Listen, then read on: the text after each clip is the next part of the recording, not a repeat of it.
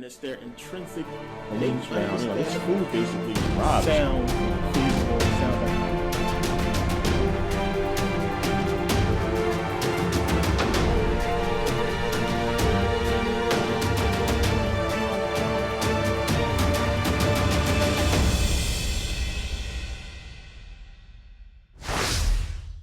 Hey everybody, thanks for watching.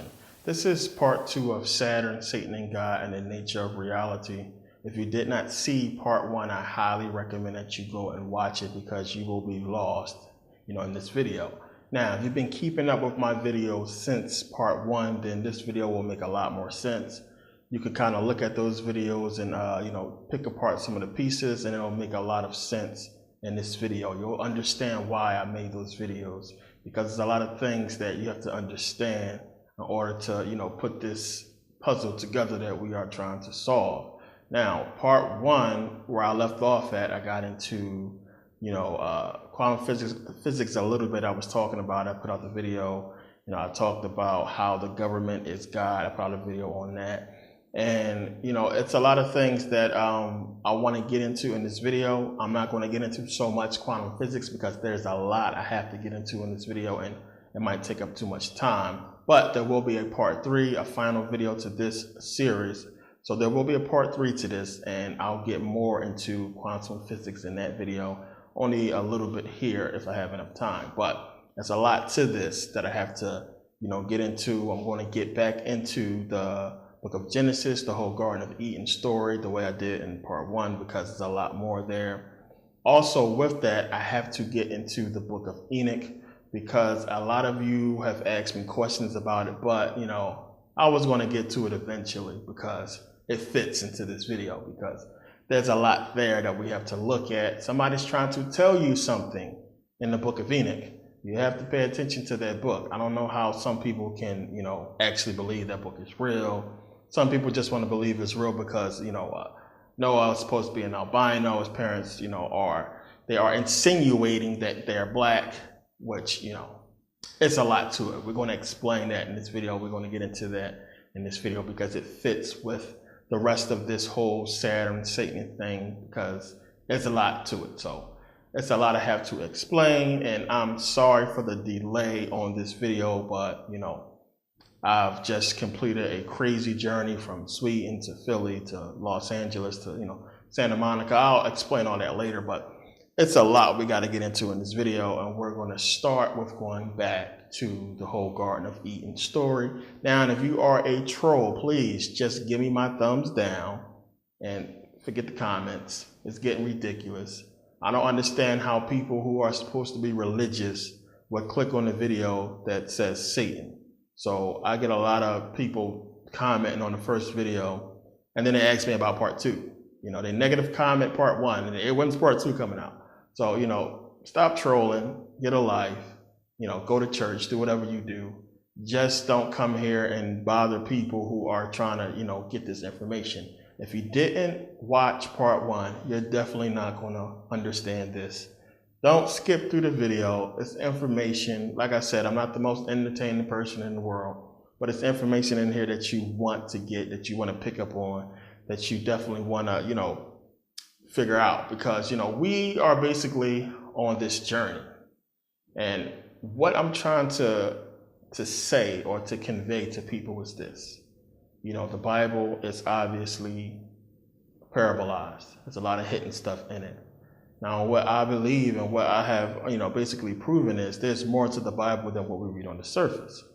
But what I do know is somebody is trying to tell us something in that book. Not us per se. I shouldn't say us. Somebody's trying to put this out to these secret societies, as I explained. So to me, we have questions. We look around and we be online and reading books and doing research for days, hours, trying to figure this whole thing out. And, we only scratch the surface. These people who had their hand in making the Bible, and I also believe certain people in high-ranking positions, they know everything. They know what's going on. They know where we came from, who created us. They know it all. They have all the answers. Now, what they have done, or what some people have done, was sort of put those answers in these religious doctrines. Not for us to figure out, but for others to figure out, for us to follow. Now, as we can see, majority of the world has followed it. They've bought into it hook, line, and sinker. And it's only for those who can look past the bullshit, who do the actual research, who can see that it's more to these books, it's more to this, this whole religion thing than what we have been told. So that's basically what these videos are about. Part one was basically just taking a little twist on this Bible and really digging into deeper the hidden meanings that's in there. And part two, this will do so as well. But I also wanted to kill two birds with one stone. Instead of putting out a whole long video on the Book of Enoch, I'm going to go into it here because it's going to help us out. But we're going to start back in the Garden of Eden. Okay, so now, we have been told our whole life that Adam and Eve are the first two people. Adam first, Eve later, first two people on the planet. Now, when we read Genesis, when we go to Genesis 1:27 and 28, and we start reading about, him creating man, it says, in the image of God created he him, male and female created he them. Male and female, that's man and woman. It doesn't say anything there about, dust of the ground or breathing, breath into the nostrils, just that he created male and female in his image. So we'll come back to that. Now, you go to Genesis 2:7, where it's talking about the whole Adam, him creating Adam. So it says, he formed Adam from the dust of the ground and breathed into his nostrils the breath of life. Remember that, the breath of life. Breathed into his nostrils the breath of life, and he became alive. And then, Genesis 2:27, and we get Eve. He basically puts Adam into a deep sleep, removes one of his ribs, and creates, woman, creates Eve. So now, fast forward to Genesis 4, the whole, Cain and Abel killing, where Cain kills Abel. God basically, banishes him from his sight. And then Cain goes into the land of Nod and he finds a wife and he marries her. Who was she? Now, this is something that we really got to dig into because, of course, common sense will tell you, where did she come from? You had Cain and Abel, right? The first kids of Adam and Eve. So Cain kills Abel. It should only be 3 people left. Who is this woman in the land of Nod? Now, we got to deal with this because you got to examine both sides of the story. You're going to get religious people who's going to tell you that, well, wait a minute. This is a continuation of the Genesis story. It's not 2 separate creation stories there. It's just a continuation of Genesis. But you also get people who's going to say that, well, Adam and Eve had more children.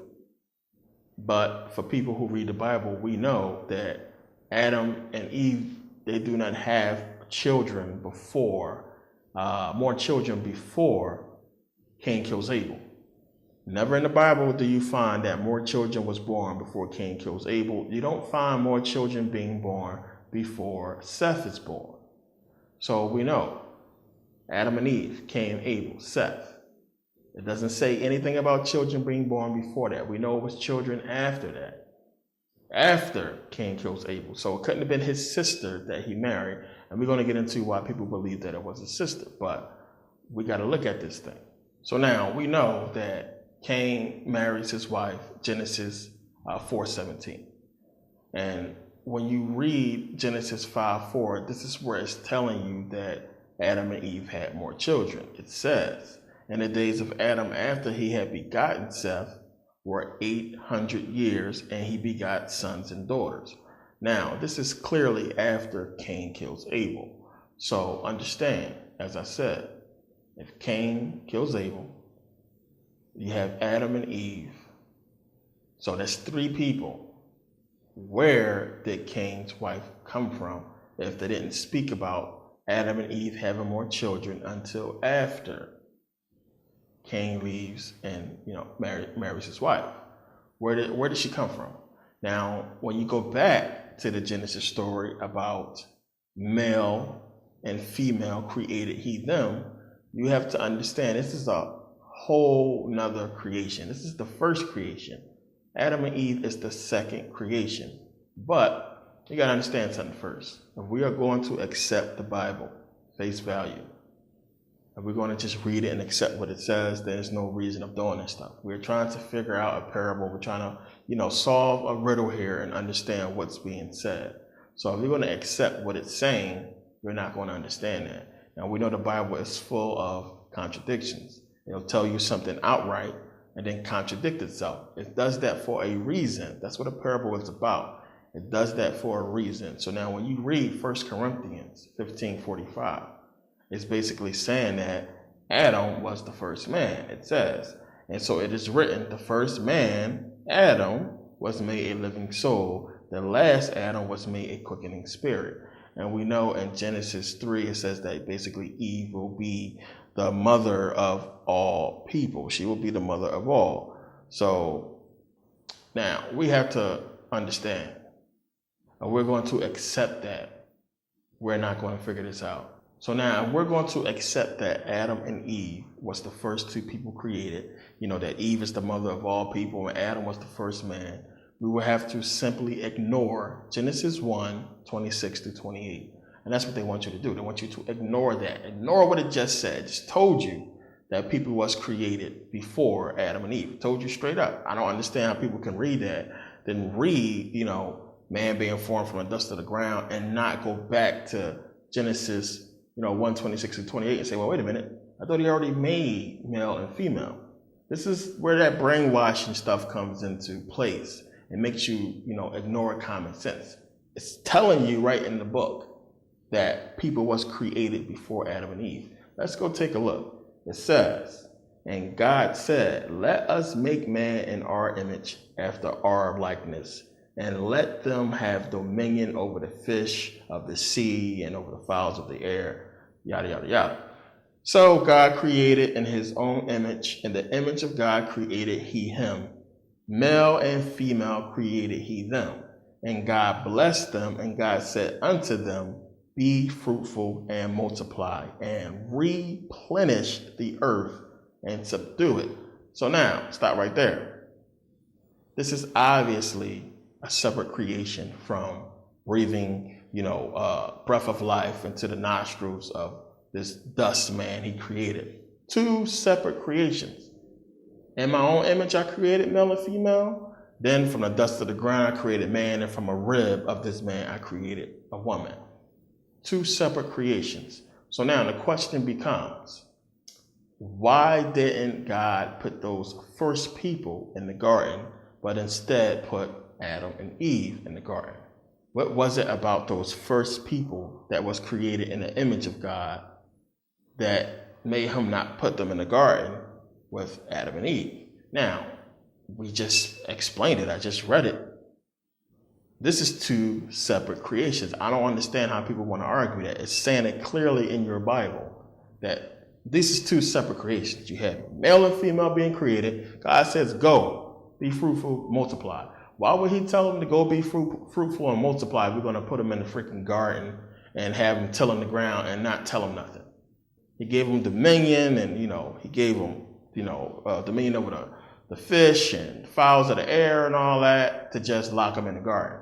This is what he said to that first group of people. Go, be fruitful, multiply. Then to Adam and Eve, he got them in the garden, just walking around butt naked, eating off of certain trees. Ain't even explained to them really anything. So this is obviously two creations that is going to become a lot more clear as we go along. So now, there's clearly two creation stories here. Now, when God tells them to go, multiply, and replenish the earth. Now, this is a part that a lot of people just read over, they miss, they don't really pay much attention to. It says to go be fruitful and multiply and replenish the earth. Replenish. Now, we all know what means. Means to do it again, to replenish. If you're replenishing anything, you are basically putting it back. You're fixing something that was already there. You're filling up something. You're restocking. But it always implies that something was already there. So if I'm going to refill a cup of water, that means that there was already water in that cup before. So when he told them, these are supposed to be the first people created, he says, be fruitful and multiply and replenish the earth, implying that there were already people there before. Now understand, when you go to Genesis 9:1, God tells Noah and his family to do the same thing. When you read Genesis 9:1, he says, go be fruitful and multiply and replenish the earth. Why? Because he just destroyed the earth, we know, with the flood. So here we have in Genesis 9:1, after the flood, God's telling Noah and his family to replenish the earth. Why would he say that same exact thing to the first people if they are the first people? Now, again, this is before the creation of Adam and Eve. These are people that he made in his own likeness, and he's telling them to replenish the earth and subdue it, implying that there was already people. So now we're going to come back to this later because it's very important, but it's something I had to point out now because it's going to make a lot of sense later. So now God makes the universe. He makes the heavens and the earth and, the fish of the sea and the fowls of the air. He makes male and female in his own image. In the image of God created he him, male and female created he them. And he told them, go be fruitful and multiply. Then God does what? On the seventh day, he rests. Then he realizes, well, wait a minute, he made it rain and there's no man to till my ground, to till my garden. So he forms man from the dust of the ground. So read what it's saying here. It's basically saying man exists already. Then he formed man from the dust of the ground. So if there is no such thing as man, if Adam was the first man and he's creating the first man, how can you say that he formed man from the dust of the ground? There's no such thing as man. So how are you forming man from the dust of the ground? Man don't exist.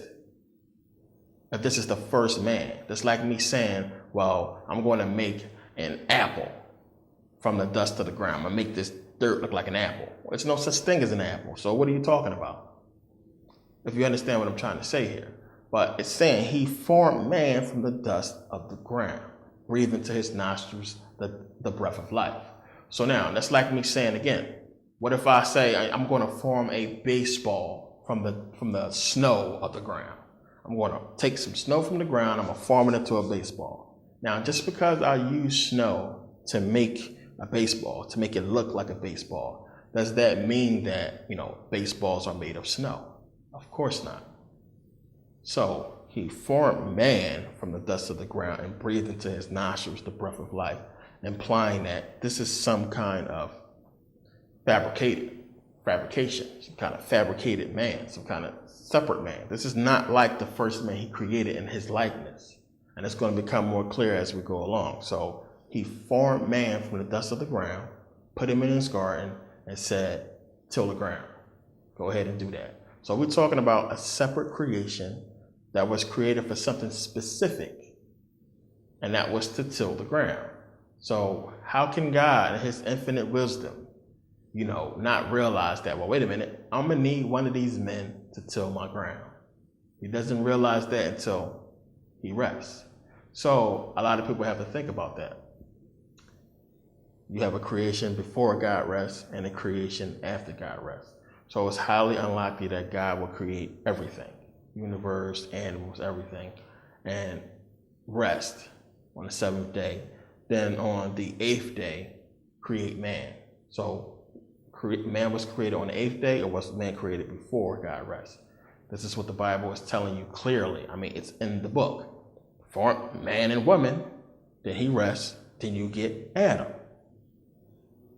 What's the problem? So how is Adam the first man when it's telling you clearly in the Bible, in Genesis, before he rests, he made male and female. He rested, then he made Adam. How is Adam the first man? But your Bible tells you that he is the first man. See, like I said, you have to understand the contradictions. And a lot of people can't wrap their head around it because they're too busy following the book instead of reading the book and understanding what's being said. So look, when you go and look at Exodus 24, 9 through 11, it says Moses takes 70 men up to the mountains and they see God and they eat with him. Verse 10 says they saw God, the God of Israel. It says, verse 10 says they saw the God of Israel. They seen God. So then when you go read Exodus 33:11, so the Lord spoke to Moses face to face as a man speaks to his friend. Genesis 32:30. For I have seen God face to face, and my life has been preserved. Exodus 33:20. God says, no man shall see, basically shall see him and live. But 1 John 4:12 says that no man has seen God at any time.